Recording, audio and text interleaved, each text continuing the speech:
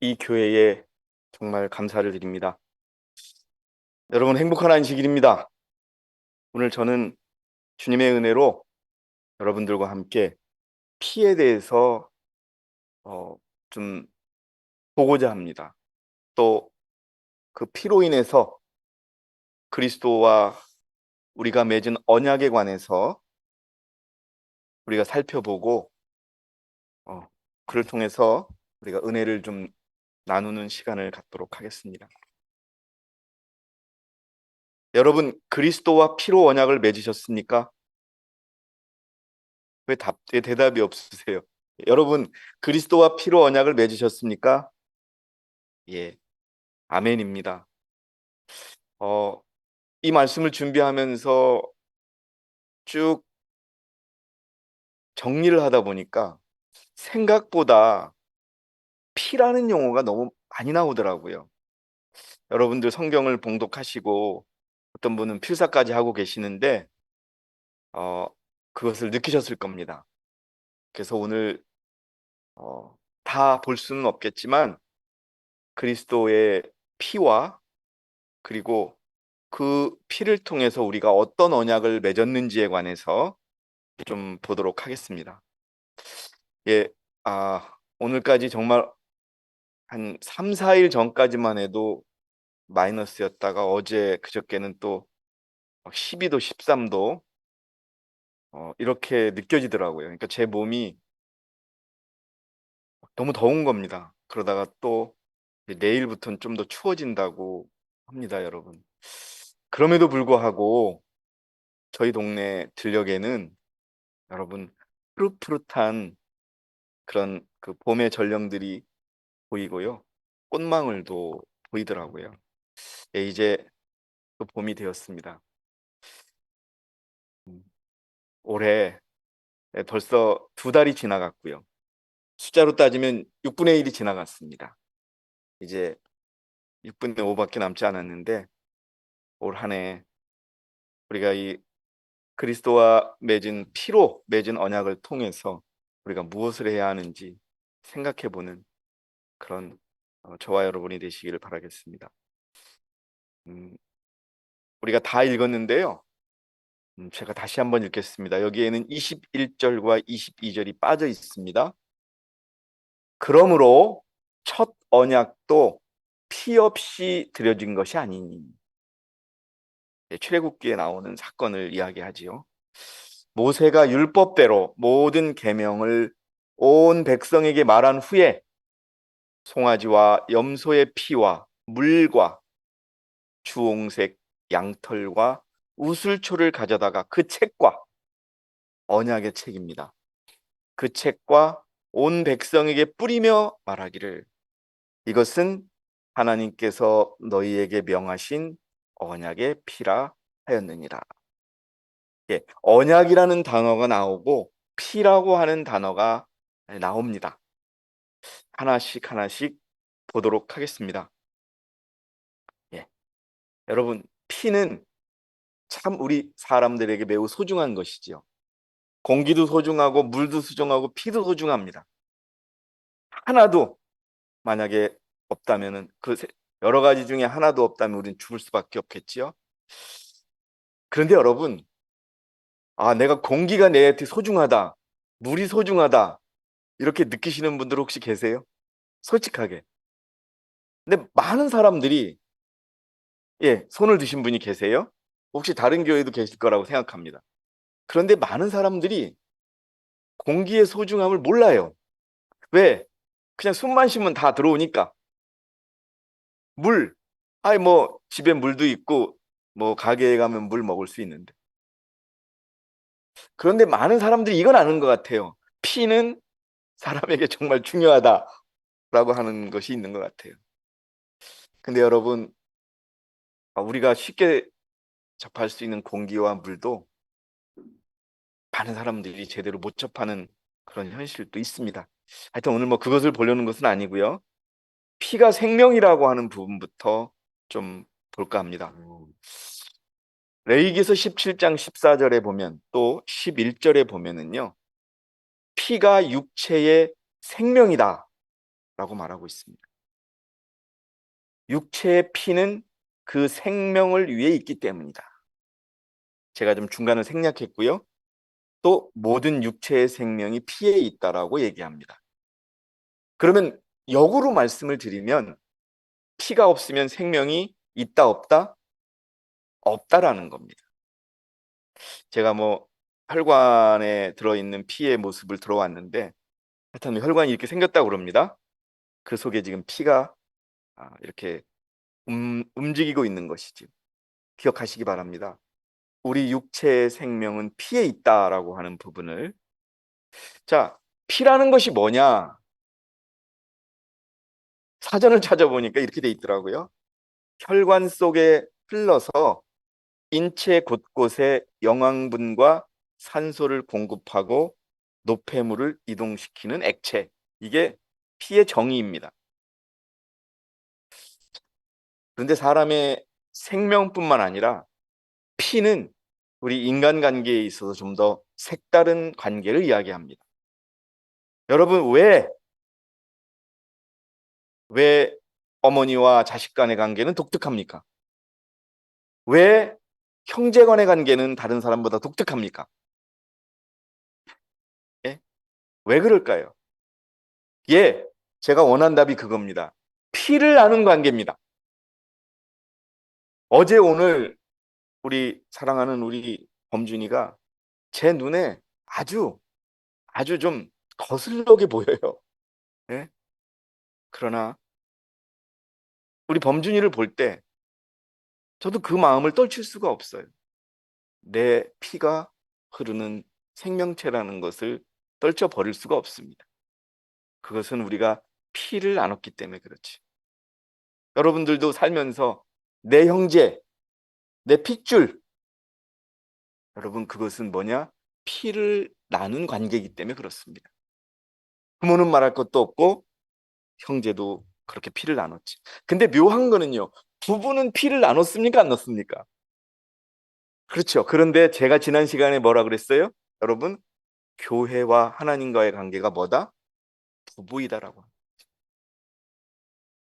근데 이제 오늘 그런 어떤 신뢰와 믿음의 관계, 순수한 그런 관계를 떠나서 이제 피를 나는 관계에 대해서 우리가 보도록 하겠습니다. 자, 하나님의 아들의 피에 대해서 우리 사람의 피가 아닌 하나님의 아들의 피는 거룩하다는 선지자의 말씀을 좀 우리가 읽고 좀 보고자 합니다. 자, 피를 무엇을 의미하느냐? 성경에 많은 피가 표기되어 있고 언약의 피를 뿌렸다. 하나님의 아들의 피는 희생 제물의 피를 의미합니다. 희생 제물이 뭐가 있습니까? 양과 염소와 많은 제물들의 피가 있겠죠? 피를 상징한다. 하나님은 거룩한 것과 속된 것을 구별하는 뚜렷하고 분명한 생각을 가지고 계셨다. 하나님의 그 아들의 피를 흘림으로써만이 속죄가 될 수 있었기에 피는 거룩하였다. 그 거룩한 피를 뿌리고 그 피를 받고 하는 관계가 우리들과 그리스도와의 관계로서 발전할 수 있다는 것을 보시게 됐습니다. 그림을 보시면은 예수 그리스도께서 십자가에서 흘리신 그 피는 어린 양을 잡을 때 흘린 피와 같다는 것을 의미한다고 사인스에서 말하고 있습니다. 피조죠. 자, 성경의 역사는 피의 역사인 것 같아요. 창세기부터 계시록까지 수많은 피의 이야기들이 나옵니다.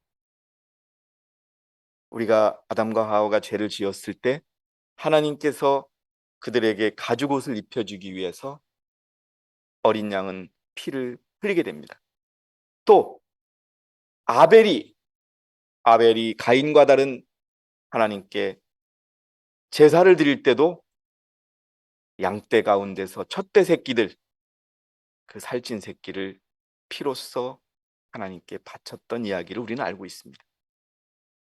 또 아브라함이 이삭을 바치려고 할 때 결국 이삭 대신 뿔이 수풀에 걸린 순양 한 마리가 피를 흘리며 하나님께 바쳐졌음을 우리는 알고 있습니다. 또 출애굽기에 여러분 잘 아시죠?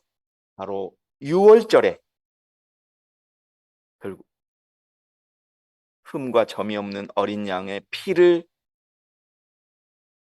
양쪽 문 기둥과 문 윗기둥에 뿌리라고 하는 그런 또 가르침이 피를 통해서 우리에게 전해졌습니다. 그리고 결정적으로 하나님이신 예수 그리스도께서 십자가에서 피를 흘리셔 돌아가셨습니다. 마태복음 27장을 보면은 예수 그리스도의 십자가의 돌아가심에 대해서 설명을 하고 있는데요. 여러 가지 구절 중에 50절을 보니까 예수께서 다시 큰 음성으로 소리 지르신 후에 숨을 거두시더라. 이처럼 성경에는 피에 관한, 피를 통하여 어떤 사실을 강조하고 어떤 사실에 대해서 확신하게 만드는 일들이 반복되고 또 그것을 통해서 우리에게 교훈하고 있습니다. 자, 이제 성경은 우리에게 신약으로 넘어와서 피를 마시고 살을 먹는다라는 개념으로 발전합니다. 요한복음 6장 54절 55절을 보니까 내 살을 먹고 내 피를 마시는 자는 누구든지 영원한 생명을 가졌나니, 그리스도의 살을 먹고 내 피를 마시면 영원한 생명을 가졌나니. 그러면 이 세상에서 예수님의 피와 살을 먹어야겠다 라고 할지 모르겠죠. 그런 건 팔지 않습니다, 가게에. 이 교회에서만 제공될 수 있습니다. 내가 그를 마지막 날에 살리리라. 그분의 살을 먹고 피를 마신 자는 영원한 생명을 가졌는데 또 마지막 날에 살 수 있답니다. 그리고 내 살은 참된 양식이요 내 피는 참된 음료입니다. 자, 그러면 하나님의 살을 먹고 하나님의 아들의 살을 먹고 피를 마신다는 것은 무슨 뜻이느냐? 예. 재림교회 성경 주석 5권에 정확하게 나와 있습니다. 하나님의 아들의 살을 먹고 피를 마시는 것에 대한 그분의 언급은 영적인 영적인 의미로 받아들여야 한다. 그래서 여러분, 지금 이 땅에 그리스도의 그 피 묻은 피가 있다고 찾아다니는 사람들이 있어요. 옛날에 제가 어렸을 때 영화를 본 것 중에는 어느 구석에 어느 골짜기에 예수님께서 흘리셨던 피가 아직도 보관되어 있어서 그 피를 마시면 영원히 살 수 있다는 그런 영화를 봤습니다. 인디아나 존스라고 하는 영화인데요. 근데 결국은 그거를 마시자 사람이 어떻게 되냐? 그대로 죽어버리는 거죠. 예. 자, 그럼 뭐냐? 살을 먹고 피를 마신다는 것은 뭐냐면 우리가 믿음으로 그분을 우리의 구주로 붙잡는 것을 의미합니다. 뭐라고요? 믿음으로 그분을 우리의 구주로 굳게 붙잡을 때 살을 먹고 피를 마시는 것을 의미한다. 여러분 기억하시기 바랍니다. 아마 예상하셨을 거예요. 자, 그렇게 그분의 피를 마시면 그분은 우리에게 그분의 의를 나눠줍니다. 자, 주신다는 거죠. 근데 여러분 잘 보세요. 곧 하나님의 의는 예수 그리스도를 그분의 피를 마시고 살을 먹는 믿음으로 인한 것으로 모든 자와 믿는 모든 자에게 미치는, 믿는 자뿐만 아니라 모든 자에게 이것이 미치고 있습니다. 그분의 피는요, 우리가 지금 예배드리는 우리뿐만이 아니라 아직 믿지 않는 자들, 잘못 믿고 있는 자들에게도 그분의 이 약속이 미치고 있습니다. 그래서 다시 53절로 돌아가면은 그 피를 마시면, 자, 예수께서 그들에게 말씀하시기를 진실로 진실로 내가 너희에게 말하노니 너희가 인자의 살을 먹지 않고 또 그의 피를 마시지 아니하면 너희 안에 생명이 없느니라라고 말합니다. 여러분 다시 한번 여러분들께 여쭙겠습니다. 여러분 예수 그리스도의 살을 먹고 예수 그리스도의 피를 마시고 계십니까? 그렇지 않다면 생명이 없습니다. 그렇기 때문에 로마서 6장 23절에 우리가 너무나 잘 아는 것이죠. 죄의 싹슨 사망이요. 그러나 그 피와 살을 통하여 그 죄가 용서를 받고 또 하나님께서 예수 그리스도를 통하여 주시는 영원한 생명을 우리가 받을 수 없는 것입니다. 반대로 진실로 우리가 그리스도의 살을 먹고 그의 피를 마신다면 우리는 예수 그리스도를 통한 영원한 생명을 얻을 수 있는 것입니다. 오늘 아침 여러분 교회를 오실 때 어떤 마음으로 오셨나요? 그리스도가 나에게 어떤 관계인가요? 여러분, 그리스도와 우리의 관계는 피를 나는 관계입니다. 에이, 목사님, 우리 그냥 교회에 와서 믿고 있는데 무슨 피를 나눈 겁니까? 예, 여러분, 그러나 영적이라고 하는 것을 말씀드렸죠.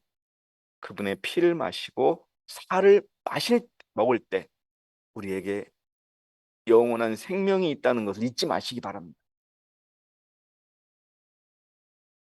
자, 이제 그러면 그렇게 우리에게 생명을 주시고 우리에게 영생을 주시고 우리에게 구속을 주시고 우리에게 구원을 주시는 그분의 피로 맺은 언약이 무엇인지 한번 살펴보도록 하겠습니다. 언약이라는 말은 계약이라는 뜻입니다. 자, 쌍방 간의 합의에 의해 이루어지는 약속, 계약 또는 맹세라고도 합니다. 주로 하나님과 사람, 민족과 민족 간의 약속이 주류를 이룬다. 성경에 나오는 언약이라는 용어입니다. 자, 계약이라는 것이 무슨 뜻입니까?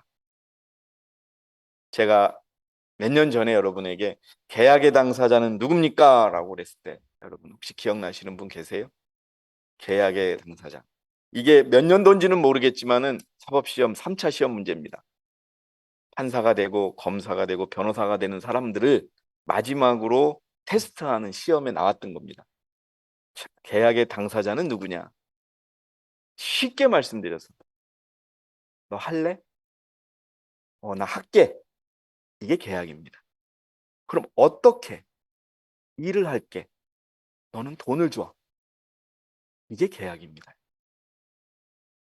법적인 용어로 어렵게 말하면 청약자와 승낙자가 계약의 당사자인데 이 언약은 하나님과 인간 사이에 하나님의 청약과 인간의 승낙으로 이루어진 언약입니다. 하나님은 이겁니다. 너 내가 너에게 시키는 명령을 따를래? 예, 따르겠습니다. 자, 여러분, 우리가 어떤 집을 놓고 계약을 한번 봅시다. 내가 이 집 살게요. 오세요. 계약합시다. 자, 사고 파는 사람 사인했지요. 근데 중요한 건 뭐예요? 그냥 계약만 하고 아무 일도 일어나지 않으면은 그 계약이 유효합니까? 계약이 이행이 돼야 되는 거죠. 계약서는 썼어요. 근데 계약의 이행이 이루어져야 되는데 이행은 어떻게 돼야 되는 거예요? 돈이 주고 왔다 갔다 해야 되죠. 예? 계약서 수십 장 써도 돈 안 나가면은 그건 의미가 없는 거예요. 자, 그걸 좀 이따 더 설명을 드리고요. 자, 옛 언약이 있고 새 언약이 있다고 합니다. 옛 언약은 에스겔서와 레위기서를 주로 드는데요. 개신교나 천주교에서는 모세의 율법에 대한 언약이라고 얘기합니다. 그러나 여러분, 우리가 아까도 읽었듯이 옛 언약 속에도 분명 율법이 들어 있습니다. 왜냐하면은 불이행의 결과가 그 율법이 포함되어 있음을 말합니다. 에스겔서 20장 11절에 옛 언약이 있는데 이게 뭐냐? 내가 그들에게 내 규례를 주고 내 명령들을 보여주었으니 사람들이 그것들을 행하면 그가 그것들로 살 것이다. 뭐예요? 율법을 지키고 규례를 지키고 명령을 지키면 뭐다? 살 수 있다. 자, 지키면 이게 여러분 청약자입니다. 이게 계약의 내용이에요.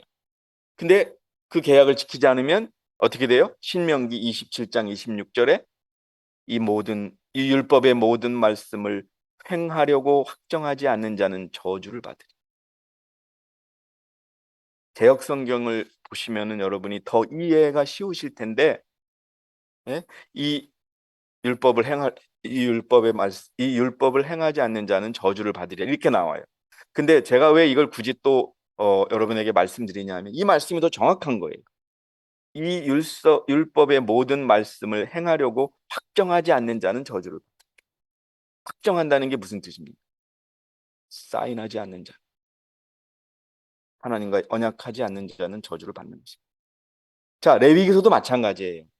그러므로 너희는 나의 규례들과 나의 명령들을 지키라. 어떤 사람이 그것을 행하면 그는 그것들 안에서 살리라. 이게 약속입니다. 이게 계약입니다. 옛날에 이루어졌던 계약. 예수님이 이 땅에 오시기 전에 하나님의 율법과 규례를 지키면 살고 그렇지 않으면 죽겠다. 이게 약속입니다. 이스라엘 백성들은 약속했습니다. 모세가 십계명을 받아서 왔을 때 비록 그들이 금송아지를 만드는 우상을 숨겼지만 결국 약속했습니다. 어떻게 해요? 지키겠다고. 자, 그럼 새 언약은 뭐냐? 예레미야 31장 33절에 주가 말하노라. 그러나 이것이 내가 이스라엘 집과 더불어 맺을 언약이 되리니 그 날들 이후로 나는 내 법을 그들 속에 두며 그들의 마음속에 기록하여 나는 그들의 하나님이 되고 그들은 나의 백성이 되리라. 이 예레미서의 내용은 다시 히브리서에서 정확하게 다시 언급하고 있습니다. 히브리서 8장 10절과 13절에 그날 이후에 내가 이스라엘 집과 세울 언약은 이것이라 주가 말하노라. 예레미야에서도 내 법을 그들 마음속에 두고 마음속에 기록하고 그러면 하나님이 되고 백성이 되리라는 언약인데 히브리서는 더 정확하게 말하지요.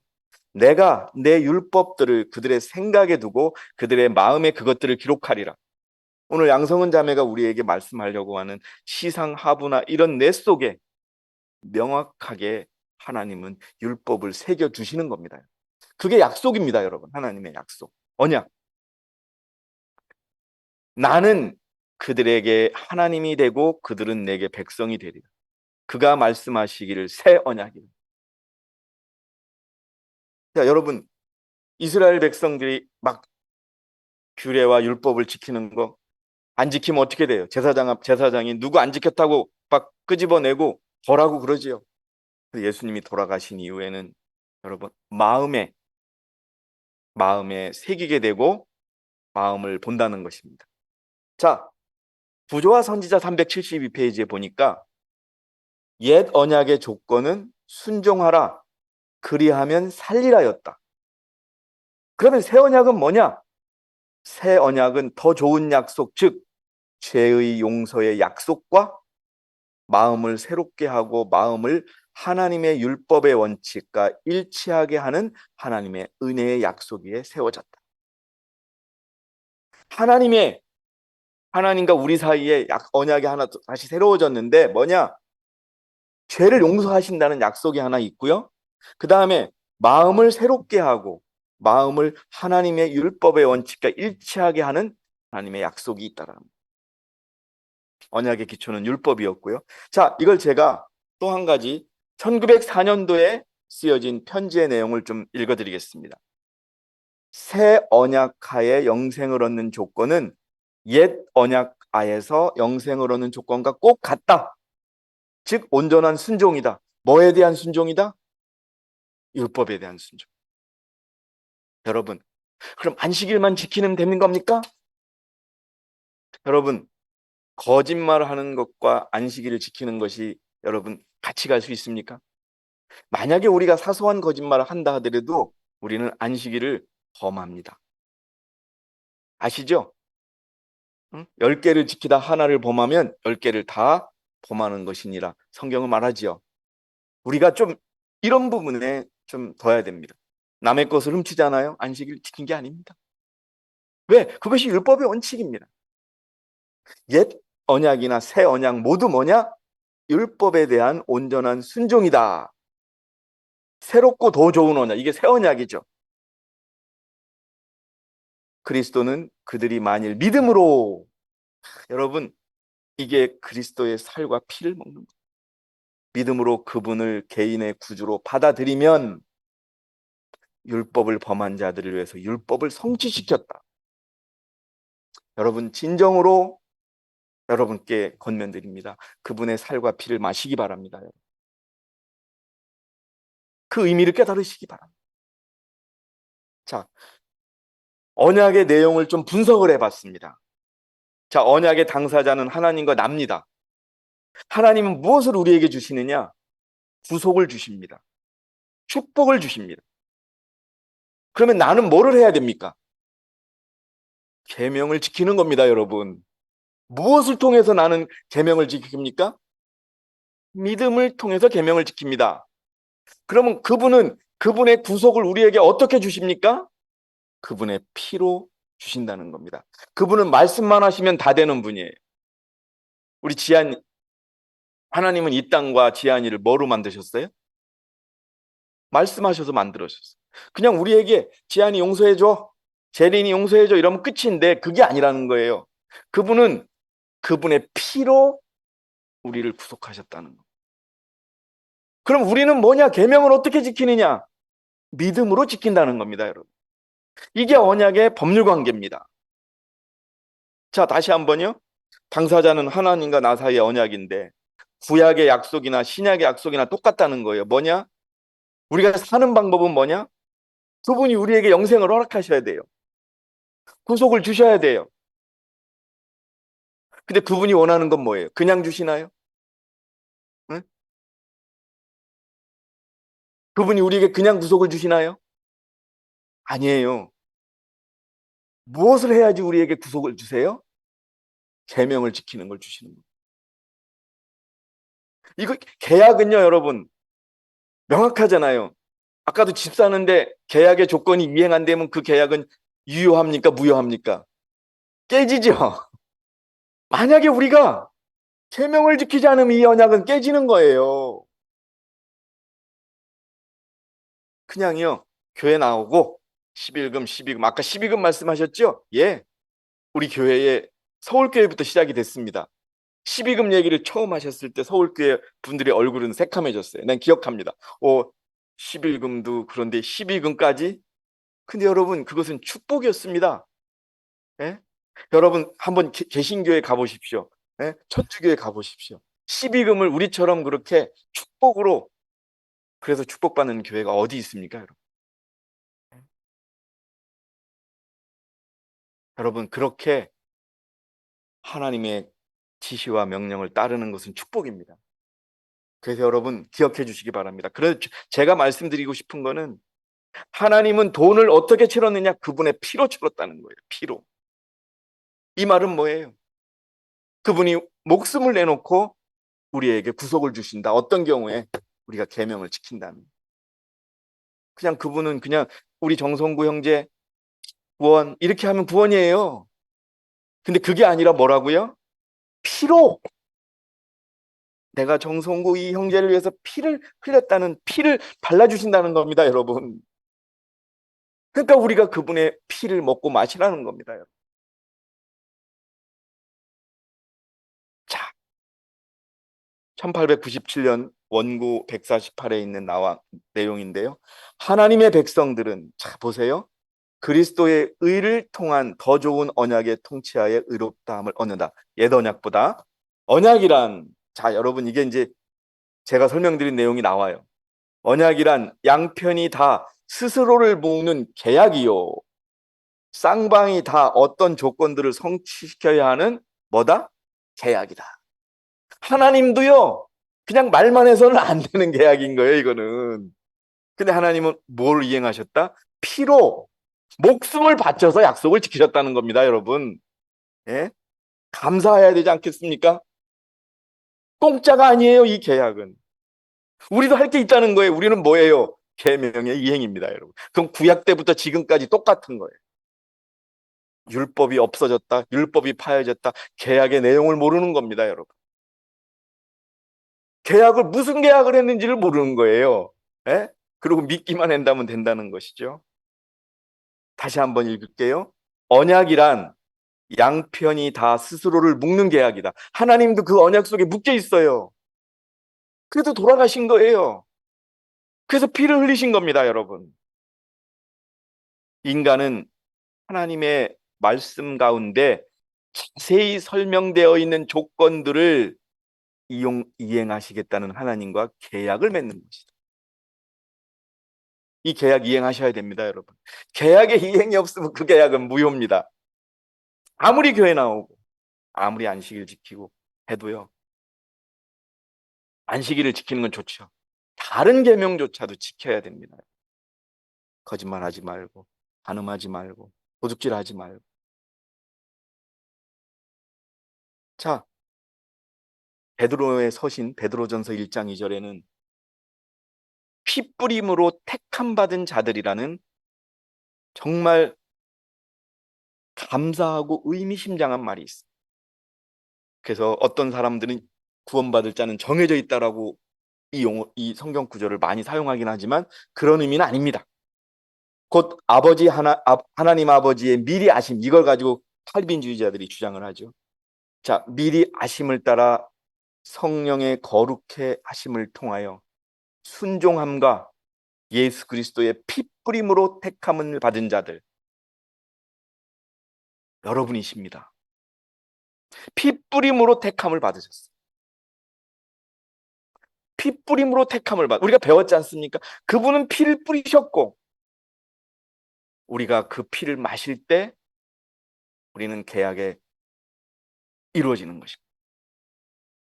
자, 이제 중요한 걸 하나 좀 여러분께 말씀드리고 마무리할까 합니다. 자, 그럼 언약의 피가 무슨 의미냐?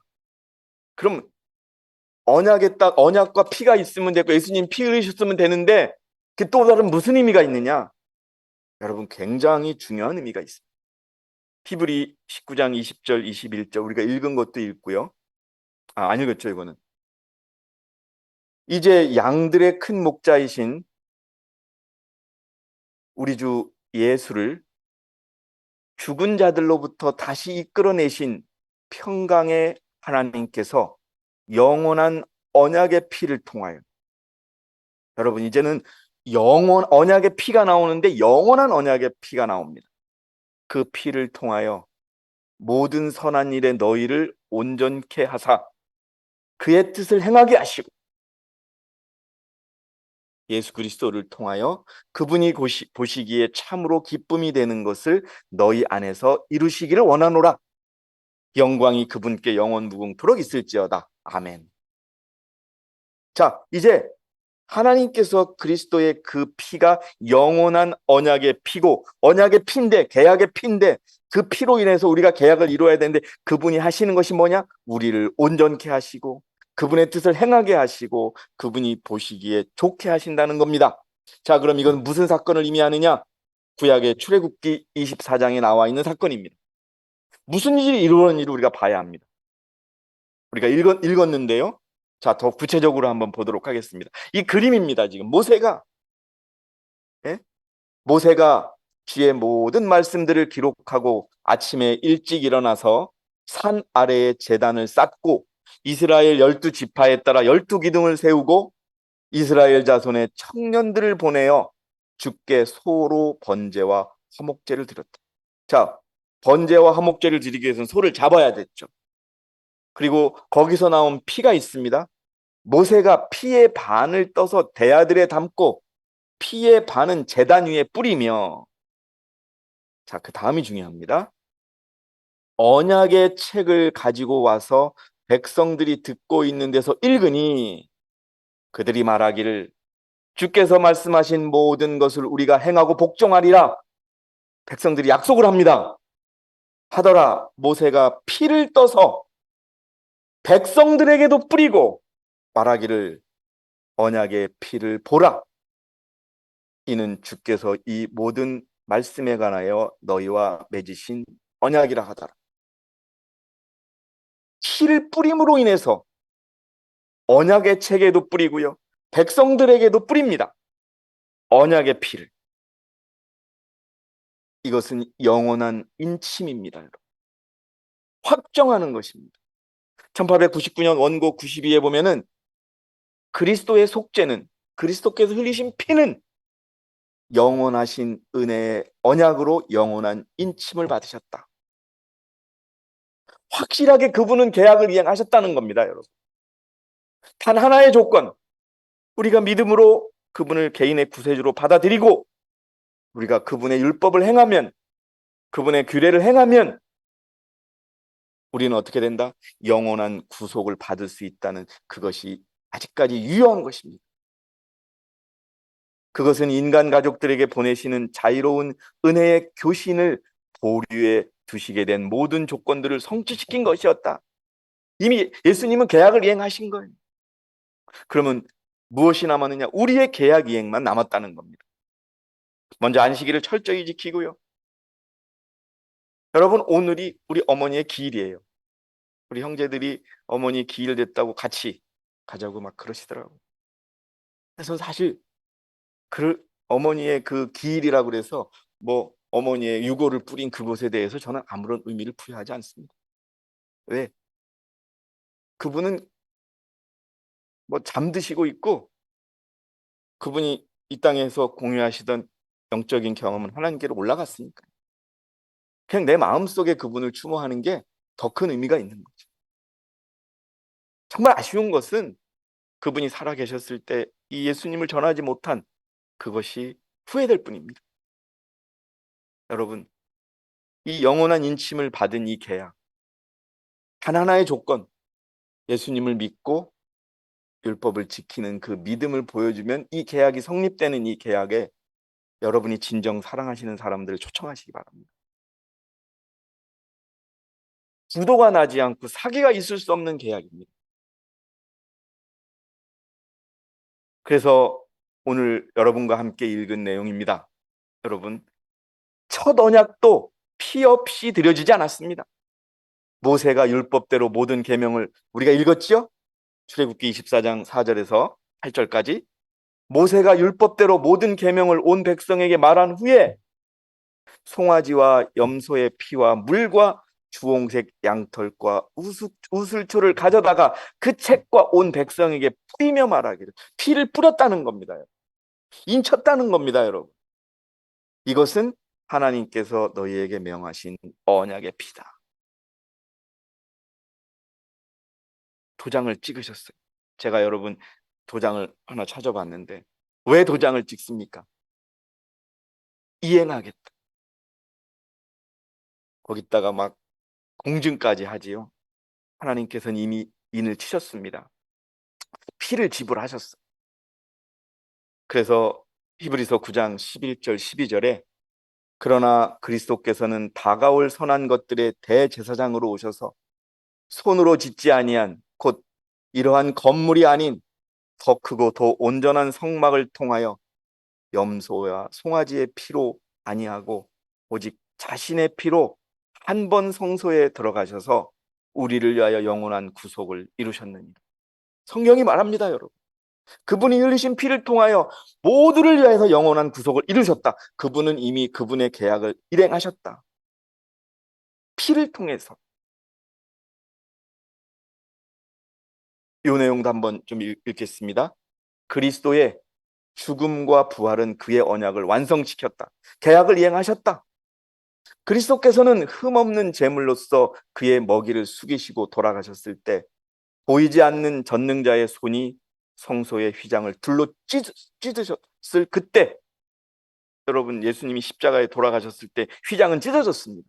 육체는 버려졌습니다. 그는 피를 흘리신 겁니다. 새롭고 산 길이 열린 것이었다. 이제는 누구든지 그리스도의 공로를 가지고 하나님께 나아갈 수 있다. 왜냐? 사람들이 하나님께 나아갈 수 있는 것은 휘장이 찢어졌기 때문에, 그가 피를 흘리셨기 때문이다. 그가 살이 찢어졌기 때문입니다. 휘장은 그의 육신입니다, 여러분. 언약을 완성하셨어요. 이 계약에 여러분 당사자가 되시겠습니까? 계약을 이행하셔야 합니다. 여러분, 우리가 지금 이 교회를 통하여 예수님과 맺고 있는 관계가 피를 통한 관계라는 걸 여러분 잊지 마시기 바랍니다. 10장 19절, 20절에는 여러분 너무나 잘 아시는 용어가 있습니다. 그러므로 형제들아, 여기도 피가 있어요. 피가. 우리가 예수의 피로 인하여 담도에게 지성소에 들어가나니. 여러분, 지금 예수님은 지성소에 계십니다. 지성소에서 나의 피, 나의 피. 그 지성소 안에 그분의 피는 아직도 뜨겁다고 말합니다. 그분은 죄를 회개하는 죄인이 예수님을 개인의 구주로 받아들이고 그분이 지시하신 모든 것을 이행한다면 구속과 축복과 모든 것을 주신다는 약속을 이행하고 계십니다.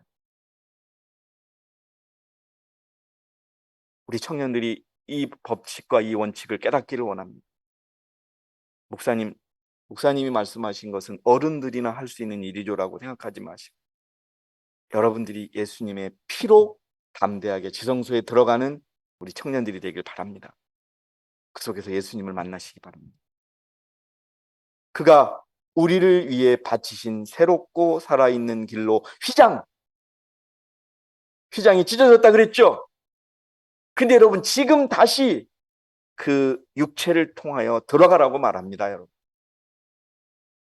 그분의 피를 받으시라는 것. 지금은 대속제일이다. 우리의 대언자께서 아버지 앞에 서 계시며 우리의 중보자로서 간구하고 계신다. 우리는 자기의 의로 겉옷을 삼지 말며 매일 하나님 앞에 자신을 겸비하고 자신의 개인적인 죄를 고백하며 죄의 용서를 구하고 우리의 영혼이 하나님의 형상을 반사하도록 준비하는 일에 그리스도와 협력하는 자로 발견되어야 한다. 우리가 우리 위에 있는 성소에 들어가지 않고 두렵고 떨림으로 우리의 자신의 구원을 이루기 위하여 그리스도와 연합하지 않는다면, 그리스도와의 계약을 이행하지 않는다면, 그리스도의 그 피를 마시고 그의 살을 먹지 않는다면 우리는 성소의 저울에 달아보니 부족하다는 선언을 면치 못할 것이다. 피로 맺어진 계약, 이미 피로 그 계약을 이행하신 그 계약의 당사자가 되기를 원합니다. 여러분, 그 어느 누구도 그 계약을 깨지는 못할 것입니다. 여러분, 그리스도를 믿음으로 마지막 이 시대에 그분의 모든 명령에 순종하는 그런 계약의 당사자가 되셔서 그분께서 주시는 영원한 구속의 주인공이 되시기를 바라겠습니다. 여러분, 대단히 감사합니다.